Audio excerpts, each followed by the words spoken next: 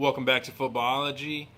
This is part 2 of my mock draft. Hope you guys enjoy the part 1. If you haven't seen it or you didn't enjoy it, so be it, whatever. But anyways, I'm going to put the link in the description below in the basement area downstairs. Go down there, click on it, watch it, do whatever you do.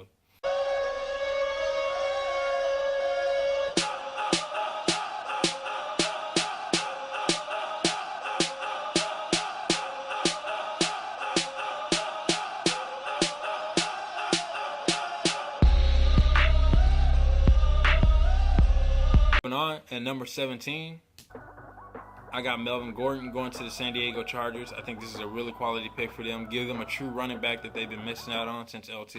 I was never a big fan of Ryan Matthews, and a lot of people were for some oddball reason. But Melvin Gordon is the real deal. Holyfield, pick this man up, San Diego, and get back to pounding the ball. At number 18, I got Lil Collins going to the Chiefs. Now, settle down, Chiefs fans. Settle down. I personally have never been a big fan of offensive linemen at all, ever. But something about this guy said he's going to be an all-pro, 10-year starter, the whole nine.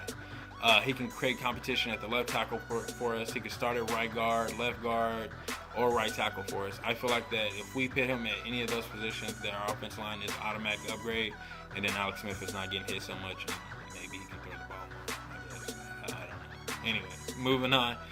At number 19, I got Eddie Goldman. Now, this pick was really hard for me, because now that I think about it, Bud Dupree wouldn't be bad to go here. Randy Gregory wouldn't definitely be bad to go here. Get some true pass rushers on that defense. I feel like that defense worked as a good unit, but they never had that one outstanding guy in my personal opinion. Eddie Goldman, I think all he does is really create a rotation in this new fast-paced NFL and allows you to have fresh legs in there. You know, keep the rotation fresh and never miss a beat on the defensive line position. Moving on, I got Randy Gregory going to the Philadelphia Eagles. Now, I feel like this is a good pick, obviously, because they lost Trent Cole and free agency. And they don't, you look at the roster, there's no threatening pass rush to me. I mean, they got some good guys out there that probably can create some pressure, but there's nobody out there that's saying, oh, we got to watch out for this guy because he will get to the quarterback. Randy Gregory did test positive for marijuana and all that good stuff, but don't worry about that.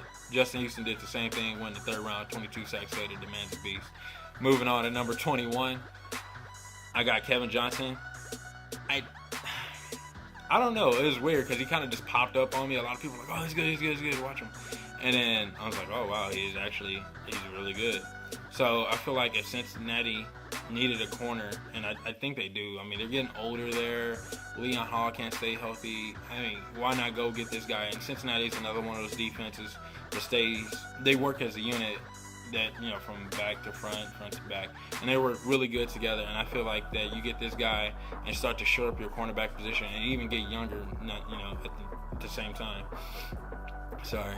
Moving on, I got Marcus Peters going to the Pittsburgh Steelers. Now, when I watch him play, he reminds me of a Pittsburgh Steelers corner, like almost like an Ike Taylor. But I was like, I feel like Ike Taylor was an average corner, but I definitely feel like Peters. And a lot of people feel like this is kind of high for him. But at the same time, I'm not. I'm like, I feel like this is a good spot for him. Going there, they get younger on the back half of that defense. They just lost Troy Polamalu. They need to get younger. And that's where if you've been watching NFL for like the last 4 years, that's all people kept saying is like this team needs to get younger. And they do this with this guy right here. Moving on, I got Grady Jarrett to the Detroit Lions. Now, I like this pick, but at the same time, I seen somebody had Grady Jarrett in a 7th-round mock for Detroit going in the 3rd round, and that kind of scared me away, but I'm going to stick to it. And the reason why I'm going to stick to it is because I know they got to replace Sue, and they're not going to replace him with him. And they got to replace Nick Fairley, and that guy was a good run stuffer. But I feel like Grady Jarrett at least get you in that right direction to get that pass rush and that pressure right up the middle that you're going to be missing with Sue this year. So moving on, I got Jalen Collins going to the Arizona Cardinals. He's a defensive back. He went to LSU. He's going to Arizona Cardinals. Enough said. Moving on, I got DJ Humphries going to Carolina Panthers. Now, this is a no-brainer pick. Cam Newton is a mobile quarterback. We know that. He can get out of the way and all that good stuff. But he needs to obviously he needs that help. He needs the offensive line in place. If he doesn't have an offensive line in place, he can't get it down the field to Calvin Benjamin.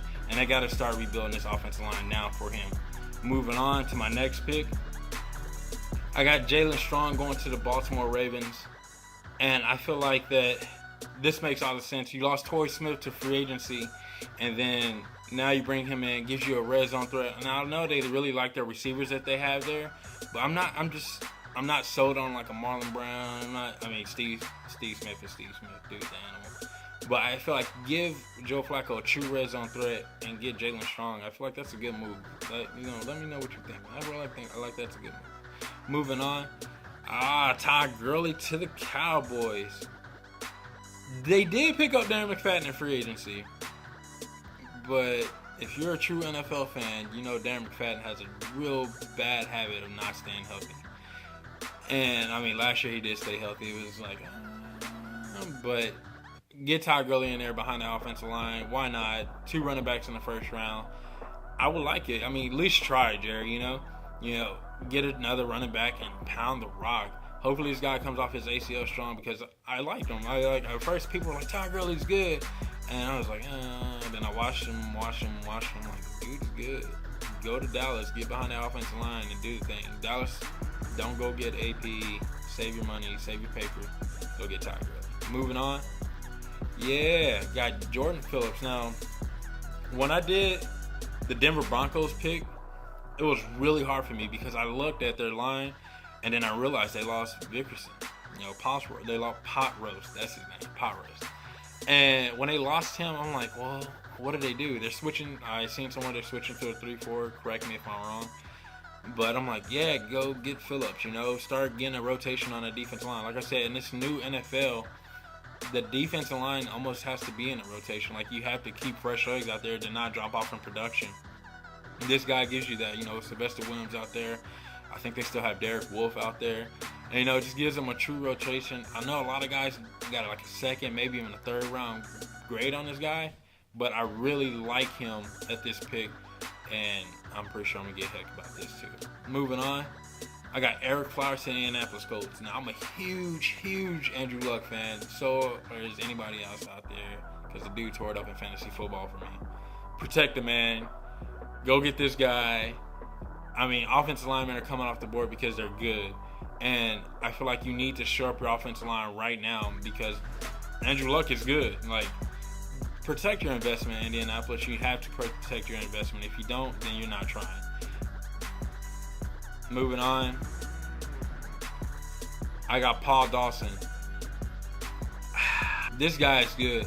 Now, when I first did my inside linebackers, my rating, I actually was a bigger fan of Eric Kendricks. But then I started watching this guy more, and this dude is literally everywhere. You lost A.J. Hawk to free agency. He went to Cincy. You get him, plug him in that Green Bay defense, and that Green Bay defense gets a little bit tougher. Because in my opinion, the Green Bay defense it's a step behind their offense. It needs to kind of up their game just a little bit, just a wee bit. And I feel like you start that defense, plug this guy right in the middle, and get the party started. Moving on. Yeah, Eric Kendricks. I really do like this guy. I really do. I almost had the Chiefs taking him because we need an inside backer.